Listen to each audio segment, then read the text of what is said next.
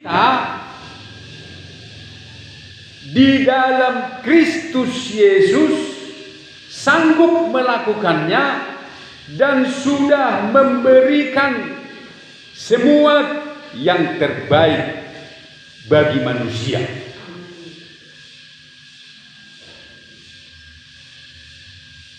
Dan Allah itu nyata di dalam hidup manusia di dalam Kristus. Memang kita belum pernah melihat Allah yang menciptakan langit dan bumi ini. Tetapi apabila kita percaya kepada Yesus, anaknya itu, maka kita sudah melihat Allah, sudah mengenal Allah, karena seluruh kepenuhan Allah berkenan diam di dalam Yesus. Ya, ayat 19. Karena seluruh kepenuhan Allah berkenan diam di dalam Yesus. Jadi tidak usah pusing-pusing cari Allah di mana. Tinggal cari dan percaya saja kepada Yesus. Tidak perlu mencari jalan-jalan lain bagaimanakah supaya kita bisa ke surga untuk bertemu dengan Allah. Cukup percaya Yesus, mengasihi Yesus, mengikuti ajarannya dan setia sampai mati, kita pasti nanti bisa bertemu dengan Allah Bapa di surga. Jadi seluruh kepenuhan Allah berkenan diam di dalam Yesus. Dan melalui Yesus Allah menunjukkan kasih-Nya kepada manusia, menyelamatkan manusia dari kematian kekal. Itulah sebabnya dikatakan di sini dalam ayat yang ke-20, dan oleh Dialah Ia, yaitu Allah, memperdamaikan segala sesuatu dengan dirinya, baik yang ada di bumi maupun yang ada di sorga, sesudah Ia mengadakan pendamaian oleh darah salib Kristus. Juga kamu yang dahulu hidup jauh dari Allah dan yang memusuhi Allah dalam hati dan pikiran, seperti yang nyata dari perbuatanmu yang jahat, sekarang diperdamaikannya di dalam tubuh jasmani Kristus oleh kematiannya. Kita harus lihat ini untuk menempatkan kamu kudus dan tak bercela dan tak bercacat di hadapannya. Begitu baiknya Tuhan itu, begitu perhatian kepada kita. Tetapi Yesus harus berjuang, Yesus harus bergumul untuk menempatkan kita kudus di hadapan Allah. Jadi pengorbanan Yesus untuk menempatkan kita semua kudus dan tak bercela dan tak bercacat di hadapan Allah.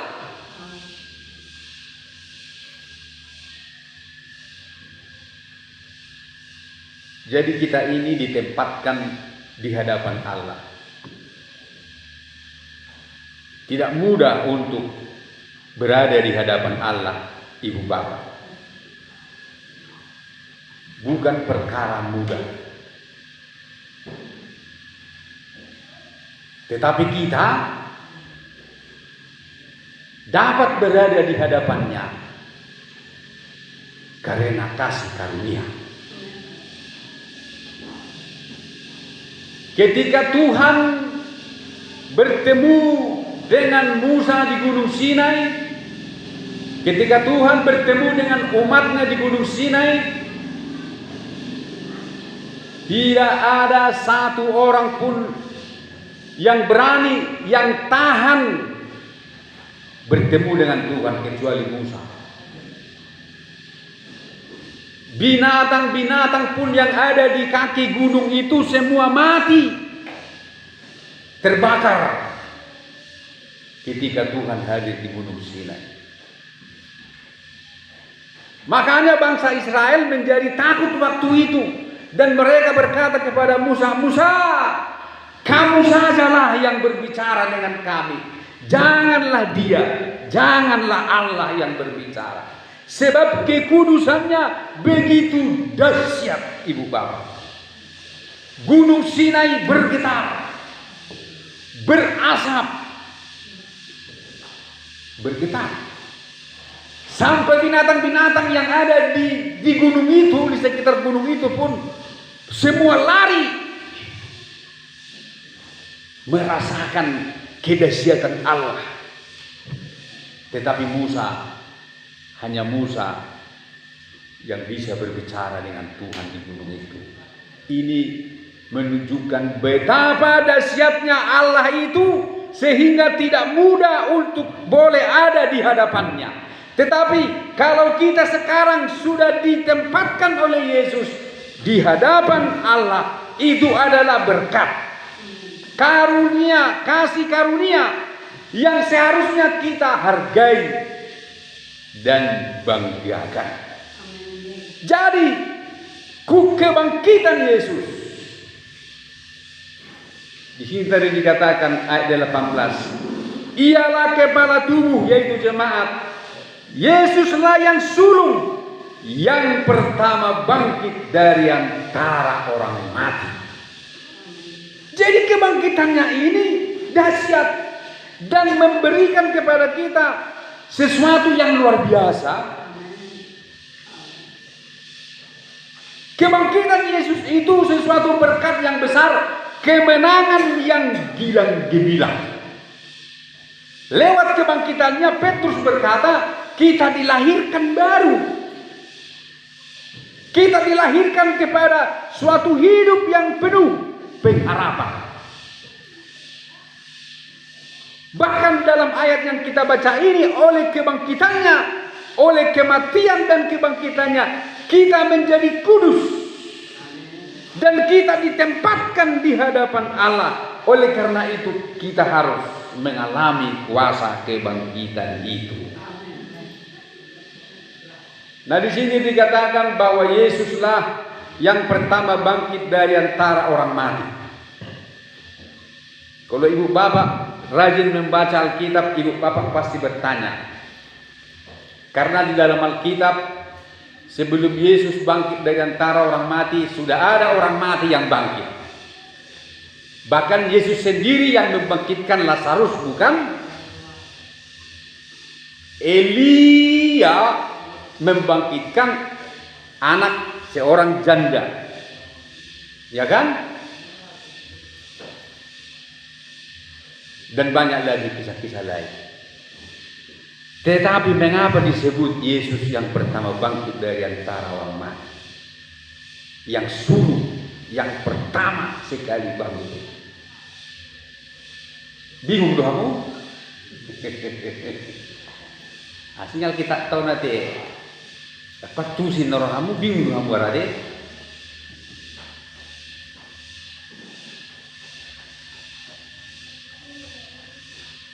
Benar, memang sudah ada orang mati yang bangkit sebelum Yesus. Bahkan Yesus adalah pelakunya.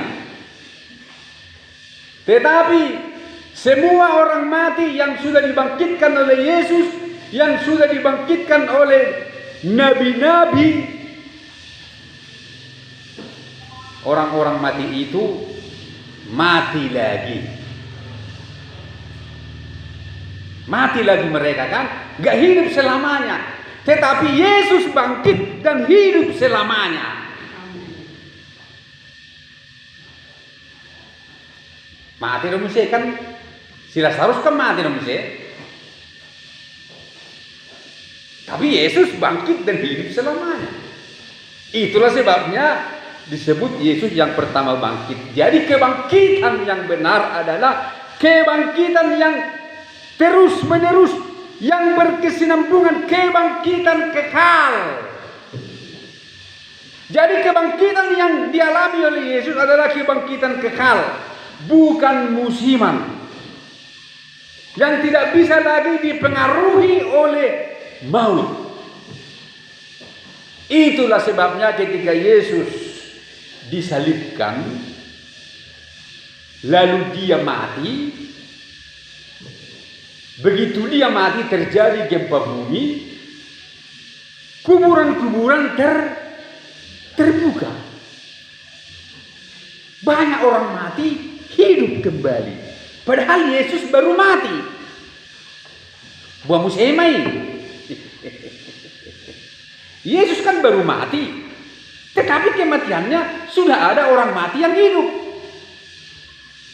Aslinya atau menaruh kamu mesti hati. Unang pula bingung kamu. Itulah sebabnya orang-orang mati yang dikubur itu, mereka hanya hidup, belum keluar dari kubur sebelum Yesus bangkit. Selalu. Itu saya mau dengar. Nanti Ibu Bapak baca dalam Matius pasal 27 itu, bahwa orang-orang mati itu hidup, memang mereka hidup. Lalu Yesus mati. Yesus mati, lalu hiduplah orang-orang mati di kuburan. Tetapi mereka belum bangkit dari kuburan, hanya hidup. Belum bisa keluar. Harus tunggu 3 hari lagi baru bisa keluar. Ada tertulis di situ. Baru setelah Yesus bangkit dari antara orang mati pada hari ketiga, barulah keluar orang-orang itu dari kubur, menampakkan diri. Orang-orang itu siapa? Orang-orang kudus, dan mereka tidak mati lagi. Kemana mereka? Ikut naik ke sorga bersama Yesus. Orang-orang kudus.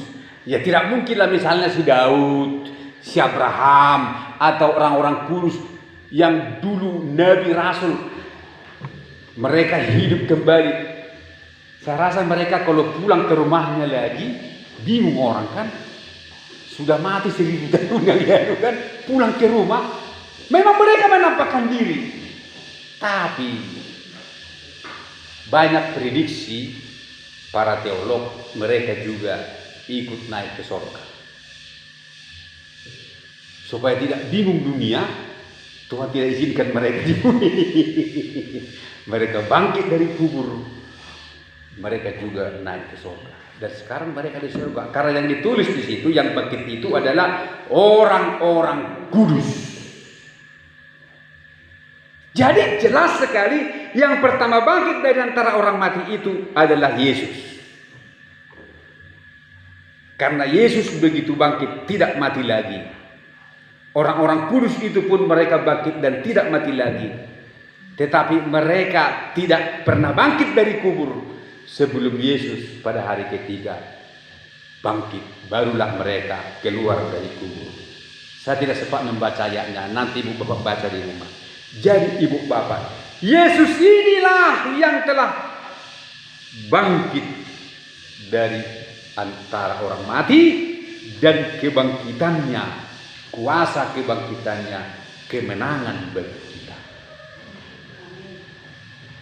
Oleh karena itu, kita harus mengalami kemenangan kuasa kebangkitan Yesus itu.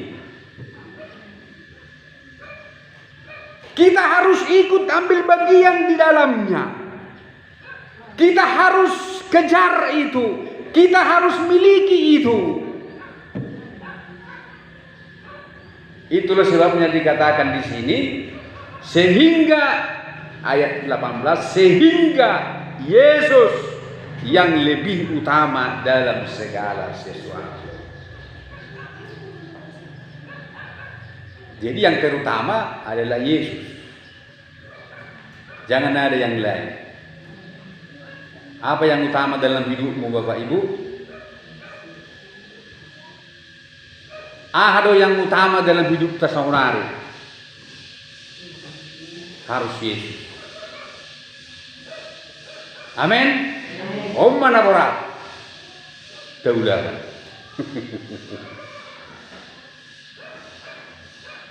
Di sini jelas dikatakan sehingga ia yang lebih utama dalam segala sesuatu harus Yesus. Sebab kita telah diberi kehidupan yang lebih baik. Kita diberkati, kita diselamatkan, kita diberi tempat yang mulia di hadapan Allah. Maka dia harus yang lebih utama dalam segala sesuatu di hidup kita. Bagaimanakah caranya supaya kita mengalami kuasa kebangkitan Yesus? Bagaimanakah caranya supaya kita ikut dibangkitkan bersama dengan Yesus?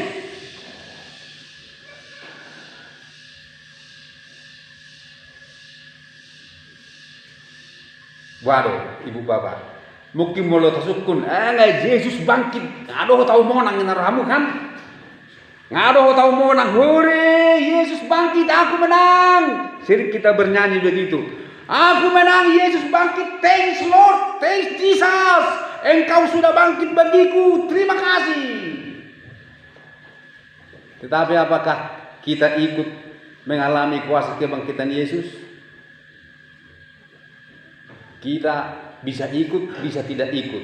Supaya kita ikut, apa yang harus kita miliki? Kolose 3 ayat 1. Kolose 3 ayat 1. Karena itu kalau kamu dibangkitkan bersama-sama dengan Kristus, carilah perkara yang di atas, di mana Kristus ada, duduk di sebelah kanan Allah.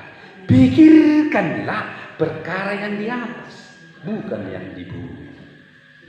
Insomma Tarida mai son Kristen dia do hita. Kristen nang bangkit do Jesus. Shalom. Dang no karang-karang bah amang do tamina. Molo na to ho do ho he do Jesus.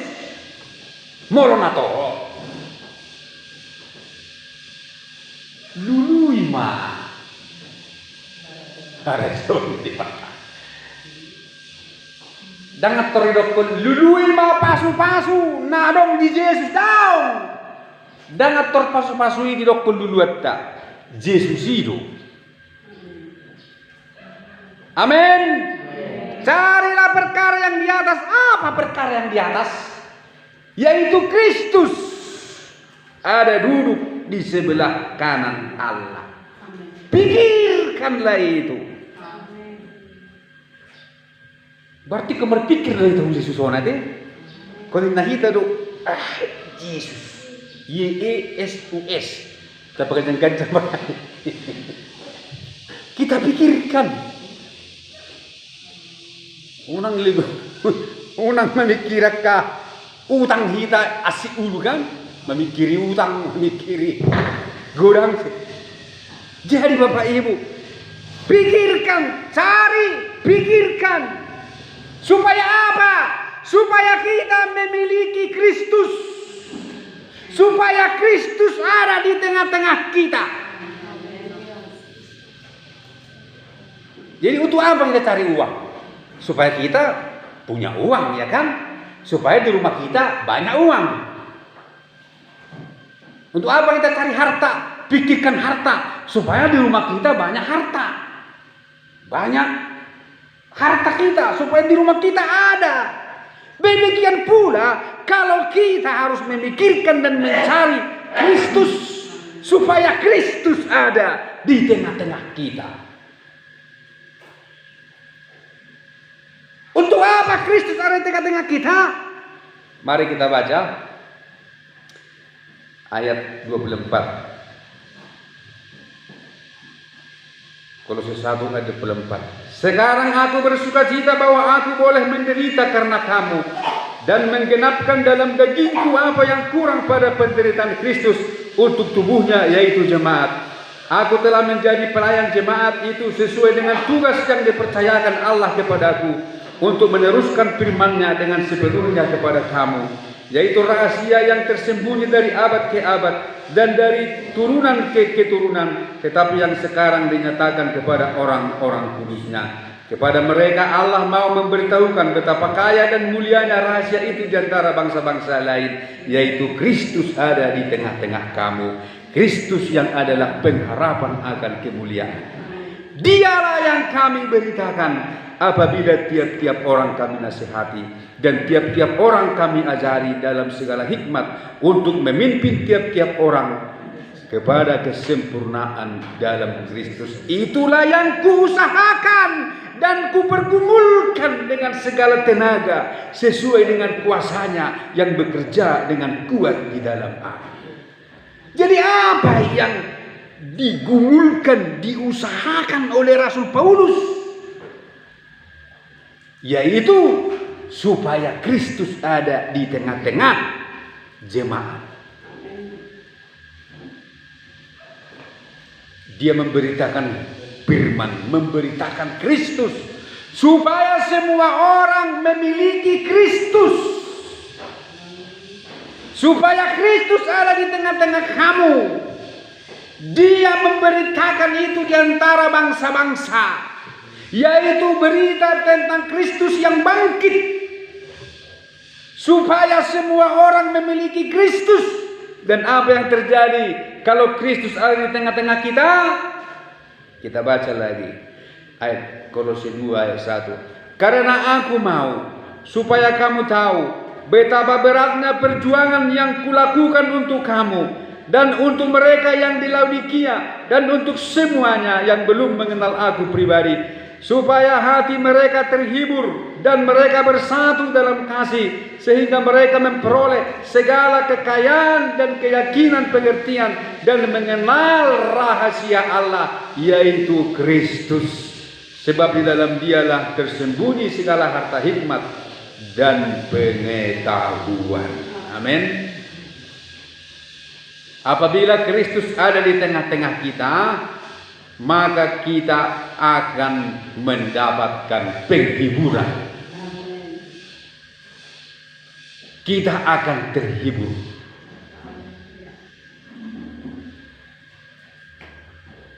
Sebab Kristuslah penghibur yang sejati. Ibu bapak percaya Yesus penghibur yang kita butuhkan? Bukan harta yang menghibur hati kita. Mungkin ibu bapak berpikir, ya memang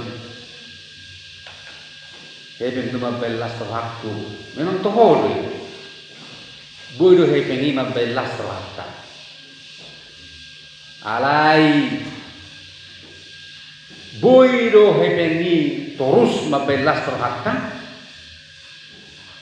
Ay mulu buido gudang dok kana mora no ngay bunuh diri. Gudang dok kana gabi jalan horas akan namorajong ibertibion stres bunuh diri. Artis terkenal Marilyn Monroe mate ala stres do. Ya, tidak kekurangan apa-apa dia, terkenal, banyak uang, banyak sahabat, tidak ada kekurangannya. Bahkan ketika Billy Graham, pendeta Amerika, datang kepada dia, menawarkan Yesus kepada dia, apa kata Marilyn Monroe? Aku tak perlu Yesusmu itu, katanya. Padahal dia Kristen. Maka pulanglah Billy Graham.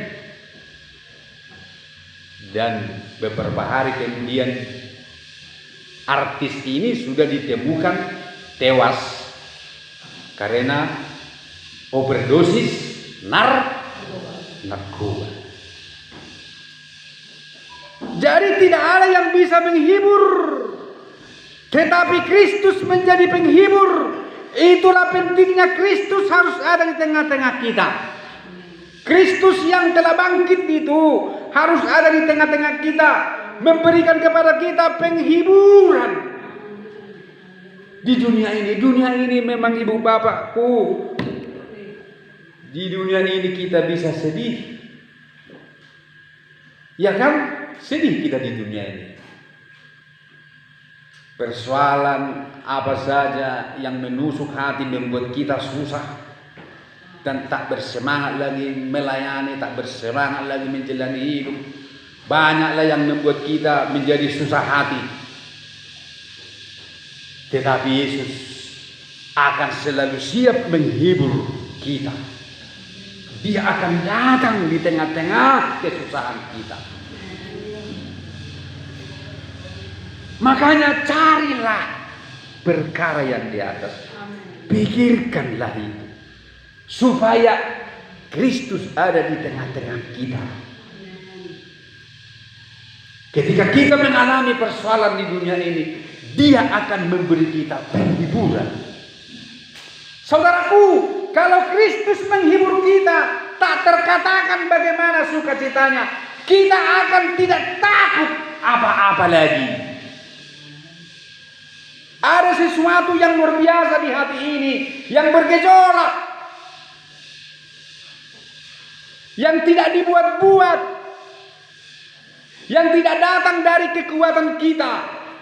Mungkin kita berkata, pokoknya aku harus kuat, pokoknya aku harus begini. Itu bukan itu, tapi Dia sendiri yang memberikan kekuatan lewat penghiburannya, sehingga hati kita ini safe, aman, tenang.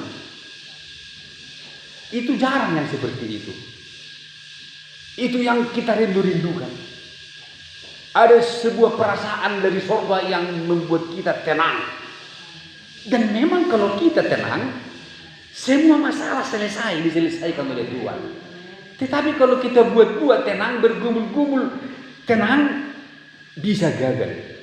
Tetapi penghiburan dari Tuhan membuahkan hasil yang luar biasa. Nah, di saat kita mencari perkara-perkara yang di atas, kita bergumul, kita berjuang. Seperti Rasul Paulus ini. Kita lihat di sini bagaimana penderitaannya. Dia berkata, sekarang aku bersukacita bahwa aku boleh menderita karena kamu, dan menggenapkan dalam dagingku apa yang kurang pada penderitaan Kristus untuk tubuhnya, yaitu jemaat. Aku telah menjadi pelayan jemaat itu sesuai dengan tugas yang dipercayakan Allah kepada aku untuk meneruskan firman-Nya dengan sepenuhnya kepada kamu. Bahkan dia berkata, Bapak Ibu, itulah yang kuusahakan dan kupergumulkan dengan segala tenaga sesuai dengan kuasa-Nya yang bekerja dengan kuat di dalam aku. Dia bergumul untuk jemaat di Laodikia dan juga bergumul untuk orang-orang yang belum mengenal Dia. Jadi dalam kita mengikut Tuhan, Ibu Bapak, kita berjuang. Tidak mudah, Ibu Bapak. Mau berjuang? Marminggu peko berjuang dong kita ya. Aman? Kau dungu hamu itu jam 5 kan? Jol marengi do pe. Habis kita ngaisot jam 2. Bergumul. Paulus lebih dari yang kita alami, dia alami. Padahal Paulus ini dulu adalah orang yang sangat hebat, orang yang sangat dikenal dan berkuasa. Tetapi dia mau menderita dan bekerja keras untuk Kristus, untuk mencari perkara yang di atas. Mengapa? Karena dia hanya kagum kepada Kristus. Karena dia mengutamakan Kristus, Karena tidak ada lagi yang lebih utama dalam hidupnya selain daripada Kristus. Itulah makanya dia berkata dalam suratnya di Filipi, jikalau ada orang bermegah secara lahiriah, aku lebih lagi. Disunat pada hari ke-8 dari bangsa Israel, dari suku Benyamin, mengenai pendirian terhadap hukum Taurat, aku orang Farisi. Mengenai kegiatan, aku penganiaya jemaat. Mengenai pendirian dalam melakukan hukum Taurat, aku tidak bercacat celah. Tetapi apa yang dahulu yang merupakan keuntungan bagiku, sekarang kuanggap rugi karena Kristus. Malahan segala sesuatu kuanggap rugi karena pengenalan akan Kristus Yesus Tuhanku lebih mulia daripada semuanya itu. Dan oleh karena dialah aku telah melepaskan semuanya itu dan menganggapnya sampah supaya aku memperoleh Kristus.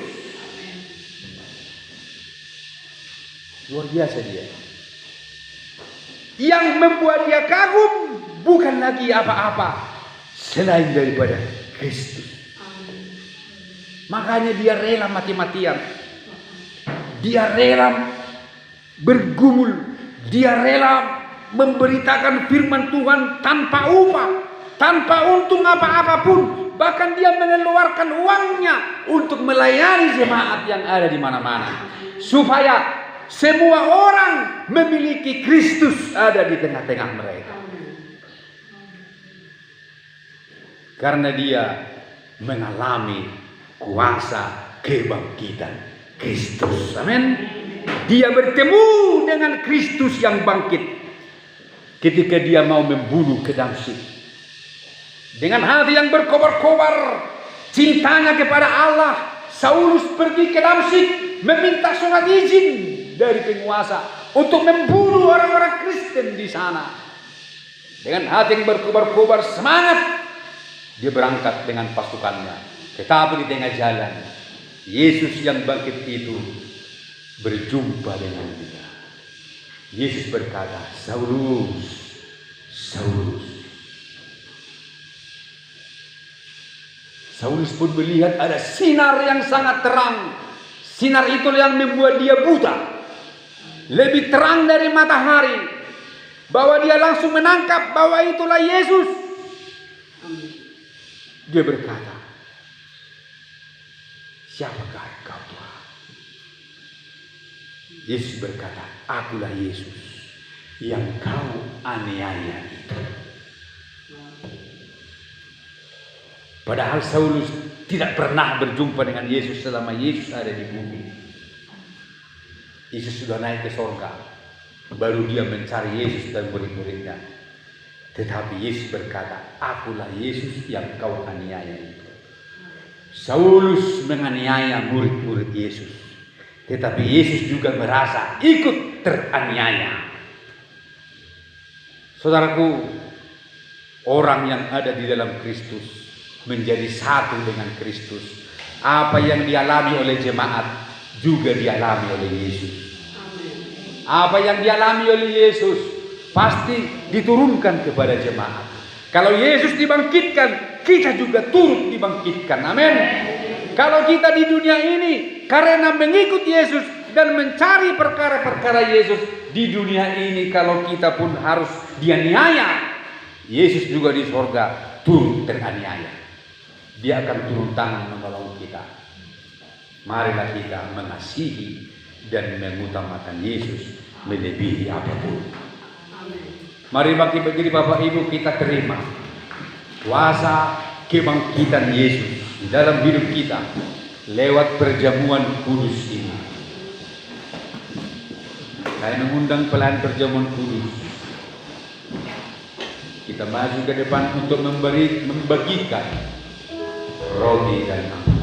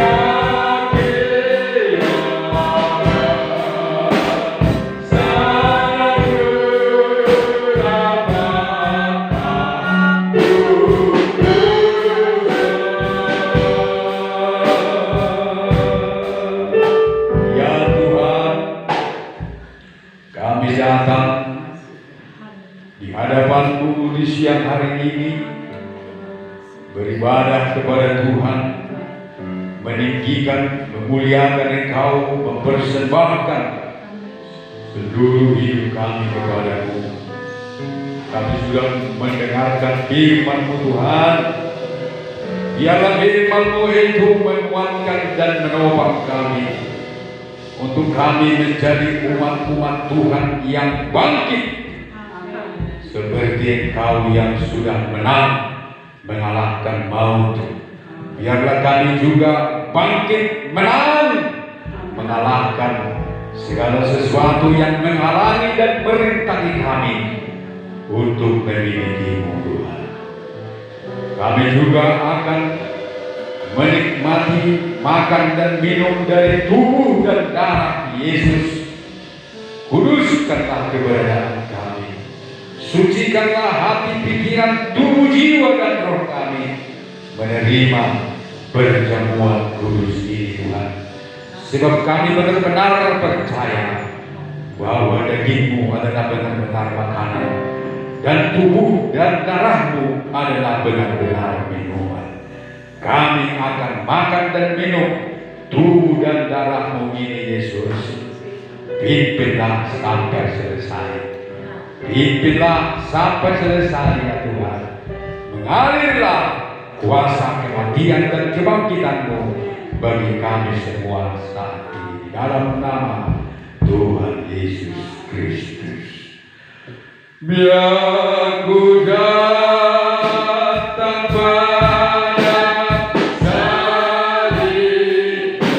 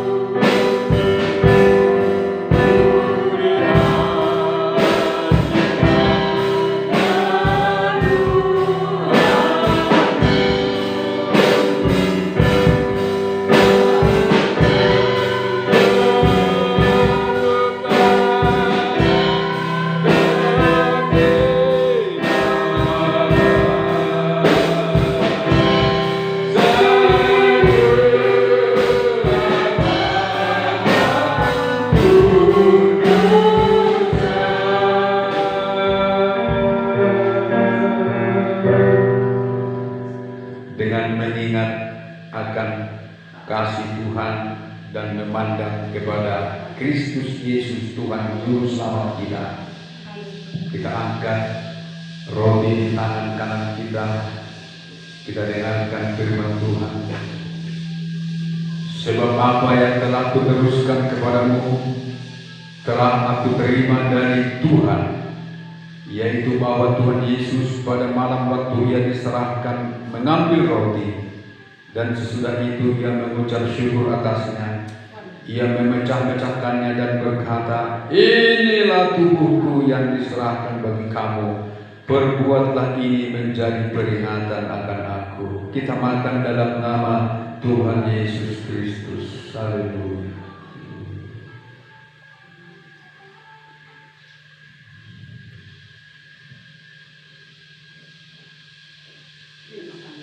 Haleluya.